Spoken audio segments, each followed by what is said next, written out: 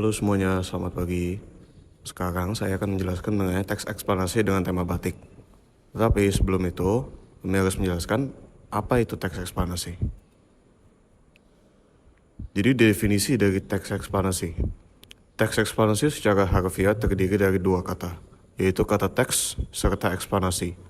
Dan kata eksplanasi merupakan kata serapan bahasa Inggris, explain, yang berarti menerangkan atau penjelasan. Teks eksplanasi adalah teks yang menerangkan sebuah proses serta alasan sebuah topik atau tema yang akan dibahas dalam teks tersebut. Di dalam teks eksplanasi terdapat 3 struktur, yaitu yang pertama bagian pembuka atau informasi umum, berupa gambaran luas tentang peristiwa atau tema yang dipilih, seperti asal mula peristiwa itu terjadi, berasal dari mana, dan informasi lainnya.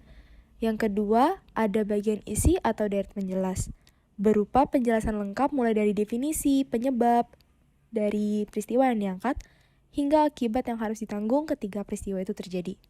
Dan yang terakhir yaitu bagian penutup atau interpretasi.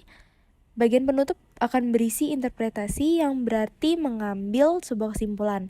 Jadi dalam bagian ini memuat ringkasan tentang suatu peristiwa yang ditulis. Berikut ini adalah contoh teks eksplanasi dengan tema batik. Indonesia memiliki berbagai budaya yang tersebar di seluruh wilayah Indonesia dengan berbagai jenis media penyampaiannya, seperti tari tradisional, makanan tradisional, hingga pakaian tradisional. Untuk pakaian tradisional, ada beberapa pakaian yang terbuat dari kain dengan motif khas. Salah satu contohnya adalah kain tenun dan kain batik. Keduanya memiliki teknik pembuatan yang sangat berbeda.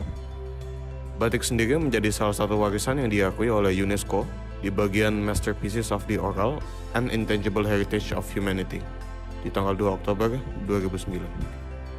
Batik merupakan salah satu bentuk kerajinan yang memiliki nilai seni tinggi di kalangan masyarakat, khususnya zaman dahulu.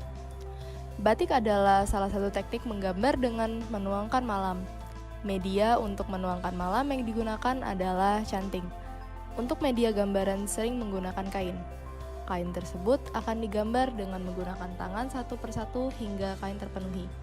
Untuk motif yang digunakan sesuai dengan daerah asal batik tersebut. Pada awalnya, batik ini dapat ditemukan di daerah Pulau Jawa.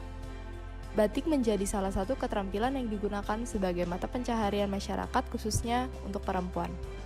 Awalnya, batik hanya memiliki corak serta warna yang sangat terbatas dan untuk beberapa corak hanya boleh digunakan oleh masyarakat khusus. Kemudian batik mulai dipengaruhi oleh budaya luar terutama daerah pesisir. Karena banyaknya pedagang asing dan juga penjajah yang masuk di wilayah Indonesia. Seperti warna cerah yang biasa dilihat di Tionghoa, selain itu juga muncul motif bunga yang muncul karena bangsa Eropa mulai tertarik dengan kain batik. Akan tetapi, corak batik asli Indonesia saat ini masih tetap dilestarikan. Karena biasanya di dalam motif batik tersebut terdapat makna batik sendiri. Sebagai warga Indonesia, tentunya memiliki kewajiban dalam melestarikan budaya seperti batik ini. Masyarakat bisa menggunakan batik untuk acara yang akan dihadiri, dan juga bisa dijadikan sebagai seragam khusus dari kain batik.